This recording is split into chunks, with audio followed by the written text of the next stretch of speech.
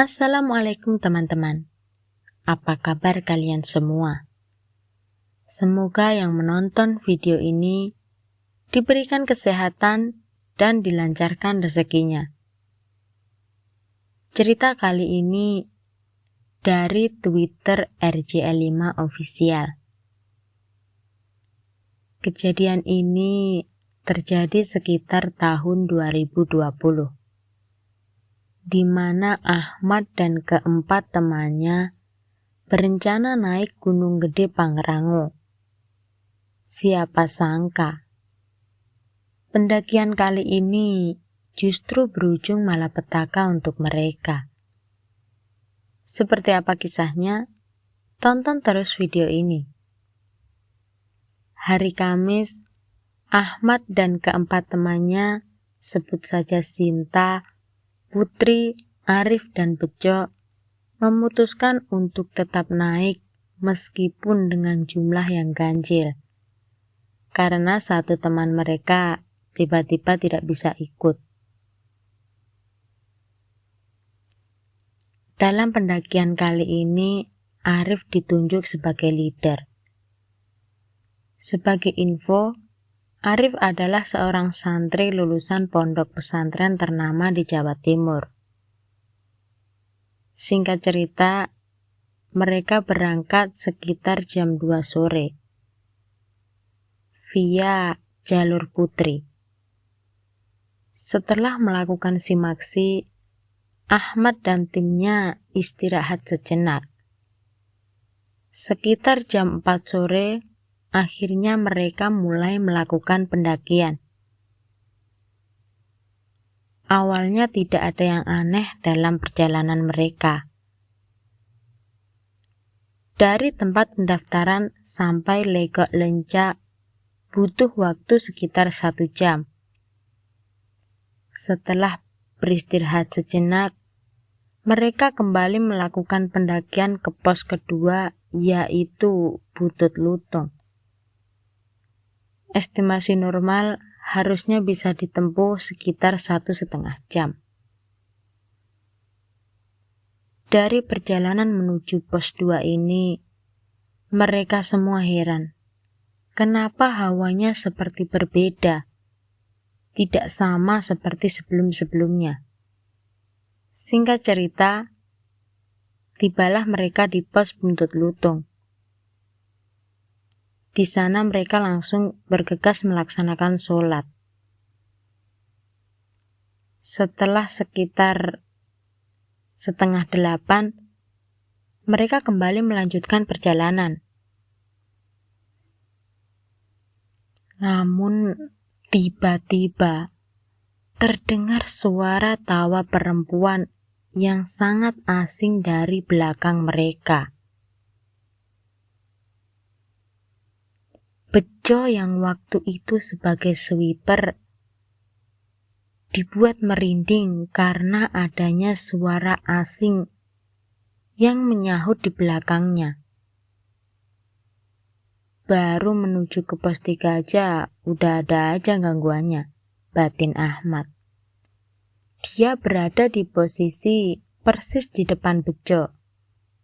Jadi susunannya itu paling depan Arif, disusul Sinta, Putri, Ahmad, dan Bejo.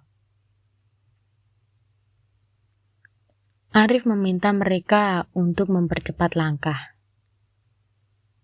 Tapi sayangnya, semakin mereka menambah kecepatan, rasanya di belakang Bejo semakin banyak yang ngikutin mereka.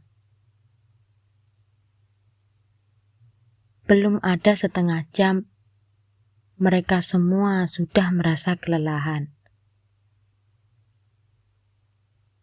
Suasana gelap dan sepinya hutan kala itu cukup membuat Ahmad merinding. Waktu itu jam menunjukkan 9:30. Rencananya mereka akan bermalam di Surya Kencana. Setelah siap, akhirnya mereka melanjutkan perjalanan ke pos Simpang Maleber. Perjalanan dimulai. Posisi Bejo digantikan oleh Ahmad, sementara yang lainnya tetap sama. Jalanlah mereka. Baru beberapa saat mereka mendengar suara kuda yang nyaring dari arah bawah. Mana mungkin di hutan seperti ini ada kuda? Arif yang tahu ketakutan anggotanya pun meminta mereka untuk berdoa. Serasa sudah hampir 2 jam, tapi kenapa Lawang Sekateng belum juga nampak? Ahmad memberi tanda berupa gantungan kunci di salah satu batu. Betapa terkejutnya. Rupanya mereka semua dari tadi hanya muter-muter di tempat yang sama. Setelah berdoa, akhirnya mereka kembali melanjutkan perjalanan menuju Lawang Sekateng. Dan tak sampai setengah jam, mereka semua sudah tiba di pos itu. Ahmad ini merasa aneh sama salah satu teman mereka yang namanya Putri. Dari tadi, Putri ini hanya diam dan tatapannya kosong. Tapi tiba-tiba, Putri ini tertawa. Bahkan, suaranya menyerupai suara laki-laki besar dan berat. Tinggalkan tempat ini. Mereka semua bingung, si Putri ini kenapa? Tapi syukurlah gak lama Putri udah sadar dan normal kembali. Arif yang saat itu menyadari ada yang tidak beres dengan Putri, akhirnya memutuskan untuk melanjutkan perjalanan ke Simpang Maleber. Jadi, si Arif ini tahu bahwa penunggu di Lawang Sekateng kurang menyukai keberadaan mereka.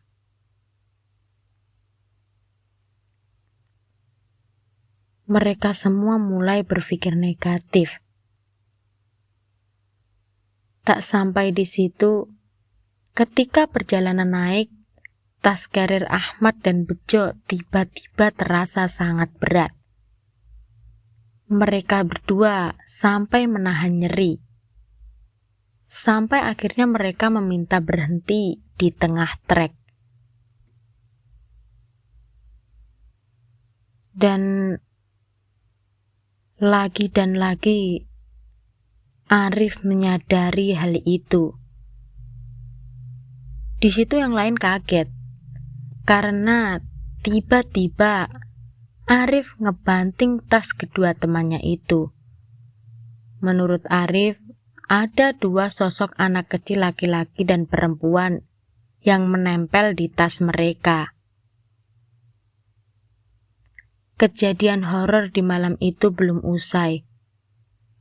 Baru aja mau nyender, tiba-tiba ada suara mengerang di belakang mereka. Ahmad yang saat itu mengerti posisi Arif yang kewalahan, mencoba ikut menetralkan suasana. Namun, apakah semua berjalan lancar? Ternyata tidak. Beberapa meter Ahmad berjalan, dia ngeliat ada kuntilanak yang sedang mengayunkan kakinya di atas pohon. Tentu saja Ahmad tidak menceritakan apa yang dilihatnya. Tiba-tiba Putri dan Sinta berteriak histeris. Apa jangan-jangan mereka melihat kuntilanak yang sama? Pikir Ahmad. Ahmad ngedumel. Apa yang salah dari mereka? Apa karena anggotanya ganjil? Atau karena ada hal lain? Pertanyaan demi pertanyaan mulai muncul, namun tak ada satupun yang terjawab. Semua sibuk menetralisir rasa takut mereka. Arif yang saat itu merasakan ada hawa yang aneh, segera kembali berhitung, dan lagi keanehan terjadi. Mereka kaget karena pas lagi berhitung ada suara tawa anak kecil. Rupanya sosok jahil itu masih ada.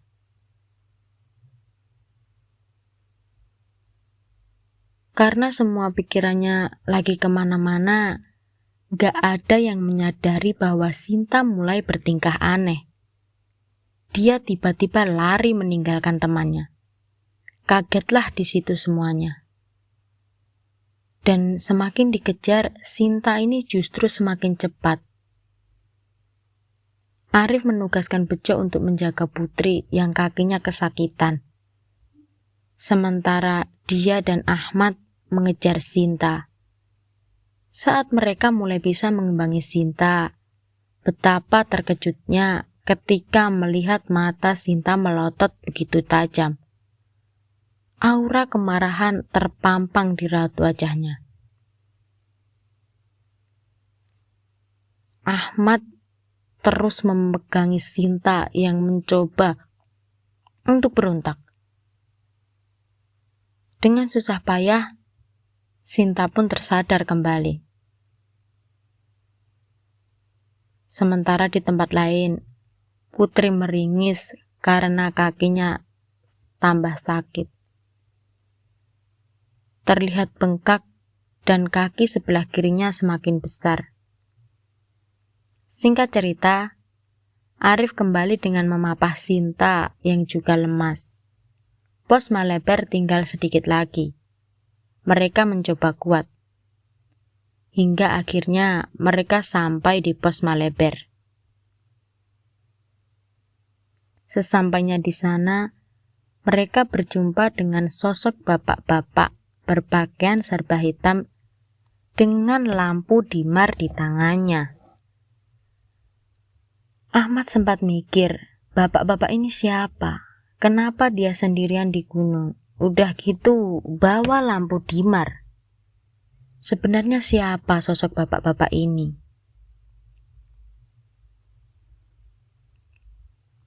Setelah mereka menyata, baru mau istirahat, bapak-bapak ini bilang, kalian segera lanjutkan perjalanan, karena kalian sudah ditunggu di Surya Kencana.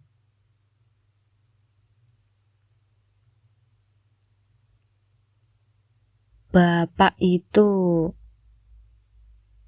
lalu bilang, kalian harus hati-hati, karena di sini kalian adalah tamu.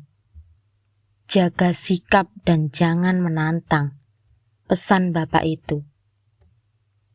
Di sini semua berpikir, maksud dari kata jangan menantang itu apa? Bukankah mereka sudah dapat izin atau sudah dapat restu? Mengerti keresahan yang sedang dipikirkan oleh Ahmad dan teman-temannya, bapak itu pun bilang, nanti kalian juga akan tahu. Mereka kemudian melanjutkan perjalanan. Pelan mereka berjalan karena memang medannya bisa dibilang lumayan sulit. Dari Maleber ke Surya Kencana ini tidak ada gangguan. Sekitar 12:30 mereka akhirnya tiba di Surya Kencana. Langsunglah mereka bergegas mendirikan tenda. Putri dan Sinta memasak untuk makan malam. Tapi anehnya, Ahmad menyadari tidak ada pendaki lain yang ngecamp malam itu. Hanya ada timnya. Tak mau mengambil pusing dengan pikirannya, akhirnya mereka memutuskan untuk tidur. Tapi Ahmad masih terjaga ditemani Arif. Tiba-tiba, ada sesuatu yang masuk ke dalam tenda perempuan. Dan benar saja, tak sampai 5 menit, Sinta berteriak histeris. Dia kesurupan. Muka Sinta tersenyum, tapi senyum jahat. Nah, setelah itu, Ahmad dan Arif segera membantu Putri untuk menetralisir Sinta. Kalian harus pergi, katanya dengan suara cewek, tetapi agak berat. Jelas bukan suara Sinta. Mereka tidak tahu apa maksud perkataan Sinta.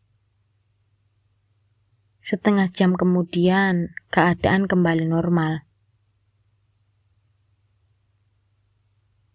Ahmad memejamkan mata. Namun, kembali terdengar suara gaduh dari luar tenda. Seperti suara banyak orang lewat dan juga suara gamelan yang makin lama makin jelas. Suara itu pun tidak berhenti sampai entah jam berapa.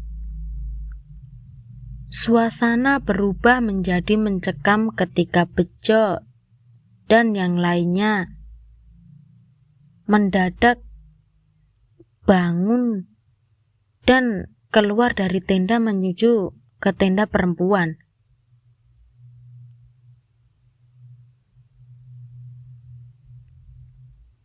Mereka mendengar Sinta bilang, "Tinggalkan tempat ini, atau perempuan ini saya bawa." Mereka bingung. Kok dari tadi ngalamin kejadian-kejadian aneh? Semua gak ada yang bisa tidur malam itu. Di situ tiba-tiba Sinta ngomong yang gak jelas. Kita harus pergi dari sini. Kita mengganggu acara perkawinan mereka. Perkawinan? Perkawinan apa? Pikir Ahmad. Gak mau mikir yang aneh-aneh lagi. Akhirnya malam itu mereka semua memutuskan untuk tidur biar cepet-cepet langsung pagi. Singkat cerita, waktu sudah mulai memasuki subuh. Kegaduhan yang dari tadi muncul di luar perlahan pergi. Sampai akhirnya mereka langsung turun.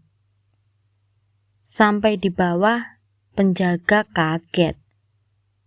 Kenapa bisa ada orang turun sementara kemarin tempat pendakiannya ini ditutup karena cuaca ekstrim? Semua masih menjadi misteri.